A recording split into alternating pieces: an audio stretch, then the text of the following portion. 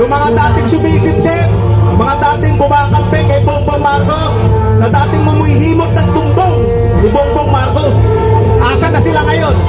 Ha? Ganto sa kampo ni Duterte. Mga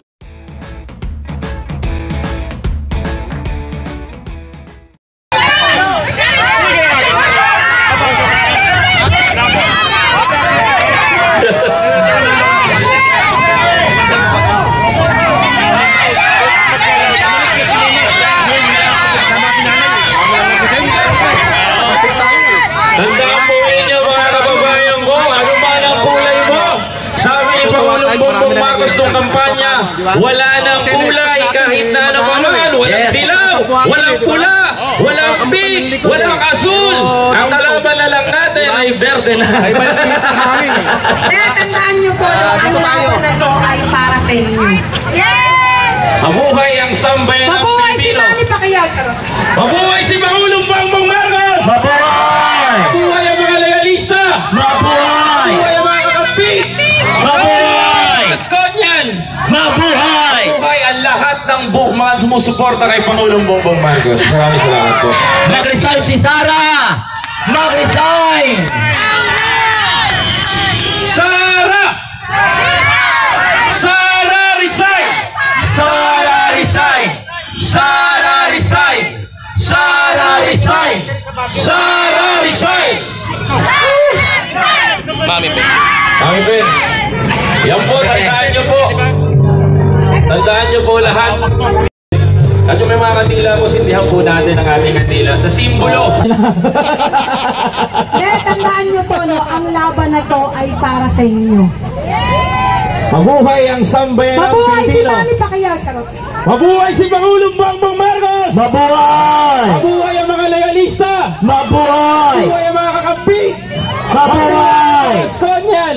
Mabuhay! Mabuhay ang lahat ng mga sumusuporta kay Pangulong Bongbong Marcos. Maraming salamat po. Mag-resign si Sara! Mag-resign! Sara! Sara resign! Sara resign! Sara resign! Sara resign!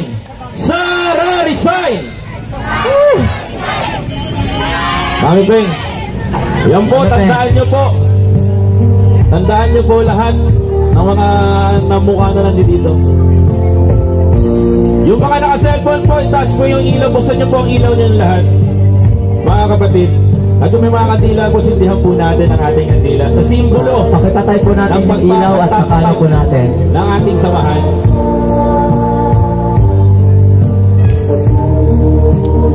Maraming salamat sa lahat ng mga nandito ngayon. Thank you very much. Kayo ang tunay na nagmamahal sa bayan dahil naglaan po kayo ng oras. Yung mga wala po kandila, cellphone na lang po inyong buksan. Ipasa natin yung ilaw na ito. Ang ilaw na ito ay simbolo ng bagong Pilipinas. And after this rally, we will be worthy to be called Bagong Pilipino.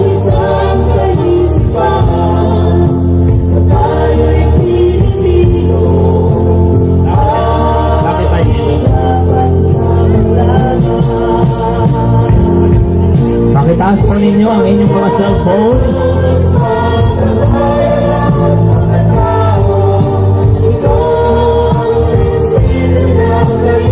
Pakitaas po ninyo ang inyong mga cellphone at damhin po ninyo ang Bagong Pilipinas sa pamumuno ng ating mahal na Pangulong Bongbong Marcos. Tayo mismo, pag-uwi natin, nanggamin natin that we are already renewed. We are worthy to be called Bagong Pilipino sa Bagong Pilipinas. Walang bagong Pilipino kung walang bagong Pilipinas. Kung walang bagong Pilipinas, walang bagong Pilipino. Mabuhay ang totoong nagmamahal sa bayan. Mabuhay ang hindi bayad ang prinsipyo at paninindigan upang labanan ang mga taksil sa bayan. Katulad po ng ating pinaglalaban ngayon. Sara Duterte, kung may konsensya ka, this is now the time for you to sit down as Department of Education Secretary para po sa future ng kabataang Pilipino.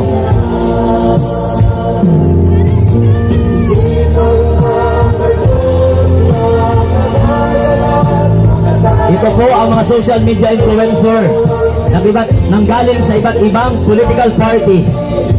Nagkakaisa sa panawagang pagbaba ni Sara Duterte bilang Department of Education Secretary. Hindi bayad ang prinsipyo nilalait sa social media pero nakikipaglaban para sa bayan, hindi para sa pera nakakarampot na galing sa nakaw. Mabuhay ang lahat ng mga Marcos loyalists. Mabuhay ang mga kakamping. Mabuhay ang mga Estonian. Mabuhay ang mga Kabunyog. Magdalos. At mabuhay ang lahat ng mga kababayan natin abroad na namigay ng t-shirt, namimigay ng pagkain, yung iba ng pamasahe pa sa mga vlogger para lang makarating dito sa Manila para magkibag witness sa mapayapang rally na ito. Maraming salamat sa sponsor sa 1,000 t-shirt, red t-shirt. Ayan kay Sir Constantino Maranan, maraming salamat. At yun, thank you Ma'am Amay Campbell, Ate Beth M.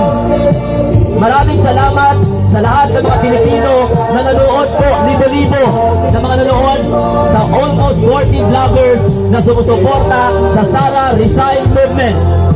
Salamat po sa lahat ng sponsor, no, sa mga loyalista na nagbigay po ng suporta para maging makatotohanan po ang rally na to. Ulitin ko po, ang rally na to ay hindi po funded ng politika. Ito po ay funded ng mga loyalista na nagmamahal sa Marcos at sa bayan. Ito ang rally. Ang ginamit po dito ay pinagkaisang pera ng mga Pilipino, hindi po ninakaw sa kaban ng bayan.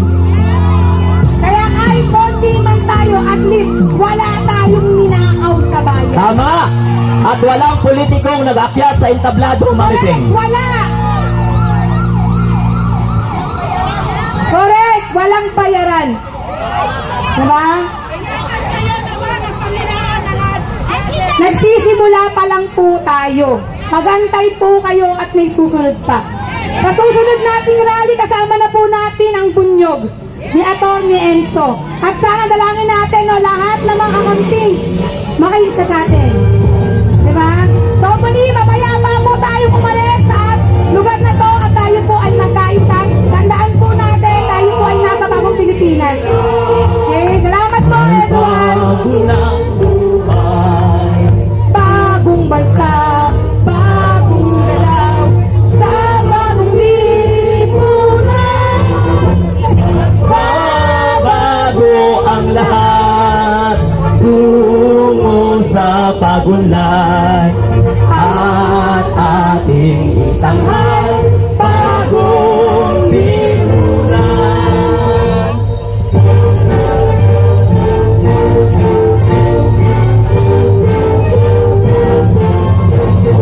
May bagong siya. Maraming salamat. Marami nang nagising. Mga kamping, mga bunyog, mga PBM supporter, maraming salamat. At marami nang nagising, mga kapartner, at marami nang namulat sa katotohanan. Sa pagunlad. At si Sara, hindi talaga kaalyado ng mga Bongbong Marcos.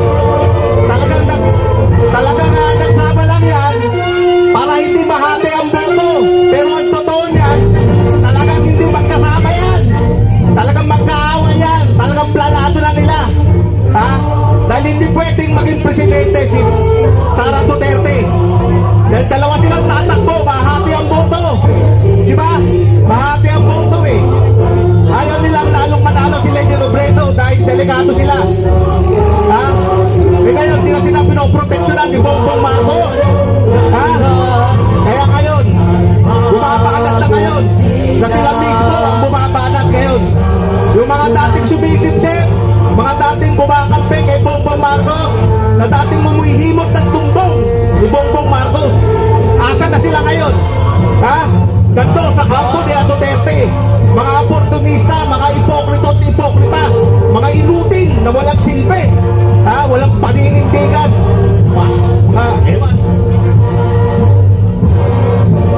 Maraming salamat sa mga dumalo. Maraming salamat sa sa inyo. Marcos loyalist at sa mga kakamping, mga kabunyog lahat.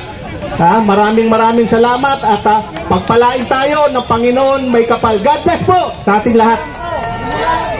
Ay, salamat. Salamat sa inyo. Maraming salamat. Thank you. Ingat po kayo sa pag-uwi at ipagdasal nyo rin yung aking kaligtasan sa pag-uwi sa Mindanao. Salamat!